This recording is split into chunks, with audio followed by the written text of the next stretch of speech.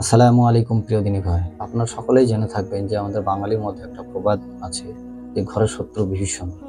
তো মুসলিমদের মধ্যে এমন একটা জাতি বা মুসলিমদের মধ্যে কিছু মুসলিমের কিছু স্বভাব রয়েছে তাদেরকে মুনাফিক বলা হয়। তো এই মুনাফিক শব্দটি আমরা অনেকেই শুনেছি, কিন্তু আসলেই আমরা এই মুনাফিক কাদের বলে, কি গুণাবলী থাকলে একজন ব্যক্তি মুনাফিক হয় সেটা আমরা অনেকেই জানি না। তো আজকের ভিডিওতে আমি আপনাদেরকে জানাবো যে মুনাফিক ব্যক্তি কারা বা কি গুণাগুণ থাকলে একজন ব্যক্তি মুনাফিক হয়। রাসূল সাল্লাল্লাহু আলাইহি সাল্লাম বলেন, যদি কোনো ব্যক্তির মধ্যে এই 4টি গুণ দেখা দেয় তাহলে সে হচ্ছে খাঁটি মুনাফিক। আর যদি এই 4টির মধ্যে একটি গুণ কোনো ব্যক্তির মধ্যে থাকে তাহলে জানতে হবে তার মধ্যে মুনাফিকের একটা স্বভাব রয়ে গেছে।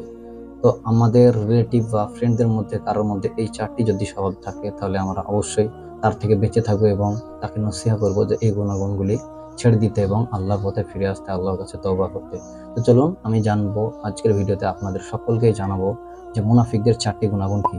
রাসূল সাল্লাল্লাহু আলাইহি সাল্লাম বলেন, মুনাফিকরা যখনই কথা বলে, মিথ্যা কথা বলে। নাম্বার 2, মুনাফিকদেরকে যদি কোনো আমানত আপনি দেন, যেমন কোনো টাকা পয়সা যদি আপনি ধার স্বরূপ দেন তাদেরকে, তাহলে তারা সেই টাকাটা ফেরত দিতে চায় না, আপনাকে বারবার ফেরত পাঠায়। তো মুনাফিকদেরকে যখনই কোনো আপনি আমানত দেবেন, সেই আমানতটার খেয়ানত করবে। 3, যদি কোনো ওয়াদা করে যে আমি আজকে আপনার বাড়ি যাব বা আপনার সঙ্গে দেখা করব, তখনই তারা সেই ওয়াদাটা ভঙ্গ করে। নাম্বার 4, যখনই তারা কোনো ঝগড়ায় লিপ্ত হয় তখন তারা অশ্লীলভাবে গালাগালি দেয়।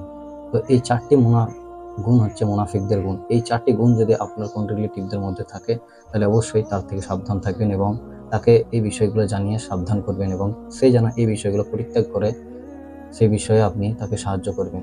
তো আপনাদেরকে যদি এই ভিডিওটা একটু হেল্পফুল মনে হয় তো ভিডিওটি আপনি শেয়ার করবেন এবং পাশে থাকার জন্য চ্যানেলটা অবশ্যই সাবস্ক্রাইব করবেন। দেখা হবে পরের ভিডিওতে ইনশাআল্লাহ।